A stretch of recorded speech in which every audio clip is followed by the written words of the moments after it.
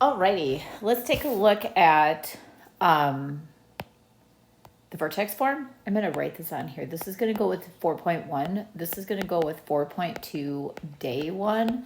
And then this is going to go with 4.2 day 2.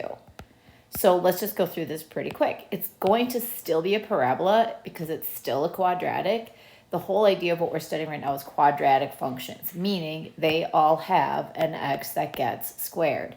They all produce parabolas. All the parabolas have the same features. We're just learning how to find those features no matter what form the equation is in. And we already learned standard form. So now vertex form, you're going to recognize that one. It's going to have an A out in front, which has the same exact meaning as our A from standard form. But this one has parentheses, x plus or minus something, and then the parentheses get squared, and then there may be something after it. So that's going to be the format that we call vertex form. And the reason it's called vertex form is that you can find the vertex by simply looking right at it. And saying, okay, it's just like when we did absolute value. I can look at these two and know the vertex. The vertex is going to be the opposite of the h. So if h is positive in the equation, it's negative in the vertex. If it's negative in the equation, it's positive in the vertex. Just like when we had absolute value and we were pulling that x part of the vertex out of the absolute value bars. As I always say, it's like in the container. So since you're taking it out of the container, you're going to change the sign. And then you're going to use the k value just as it appears. So it's called vertex form because you can just tell the vertex by looking, no math.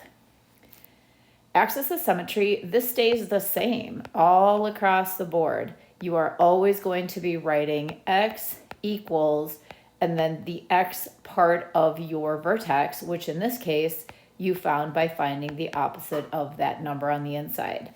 But it's always just x equals this number, x equals this number. Then for the y-intercept here, you're actually going to have to do math.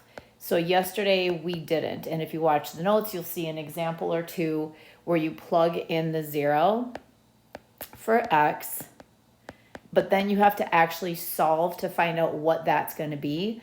And it's not going to necessarily just be a number. Like yesterday, it was the c value. That's not going to happen. Probably one of the biggest mistakes or most common mistakes kids do is they decide that it's going to be this k value at the end, but it's not. You have to plug in the 0 and run through the process. And then x-intercepts, again, this is going to be kind of for solving later, but basically these are going to be the ones where we use plus or minus square root. Here we're going to factor or maybe use quadratic formula, but that's kind of for part 2 of chapter 4. So for what we're doing on our first assessment quiz, celebration of knowledge, is just going to be up to this point. One other thing we need to know at this point is how do we go from vertex form to standard form? And it's a 3-step process. I go over it in the notes video, but let's just try it again. So say that I have vertex form. Maybe I have a 2 and then an x plus 3 squared minus 4. Okay, so I am going to I'm going to FOIL first. So I'm going to be looking at taking x plus 3 times itself. And when I go to do that FOIL, I'll have the 2 out in front still. X times x is my first times first. Outside is 3x. Inside is 3x. And last is a positive 9. And then I still have that minus 4 hanging around. But of course, I wrote too far to the edge.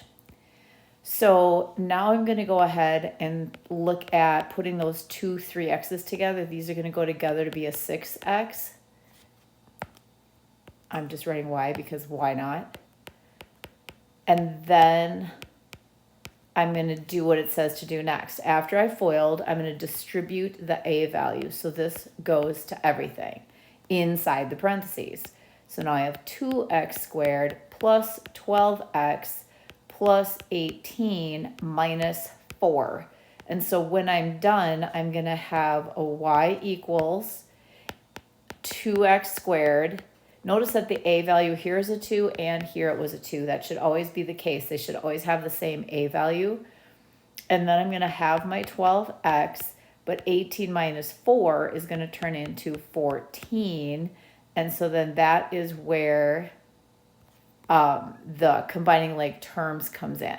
So my 3 steps: 1, I FOIL; 2, I distribute the number that's out in front; and then 3, I put those last 2 numbers together. And so this parabola right here at the end, what the heck? Okay, all right, well, I made that really good. There we go.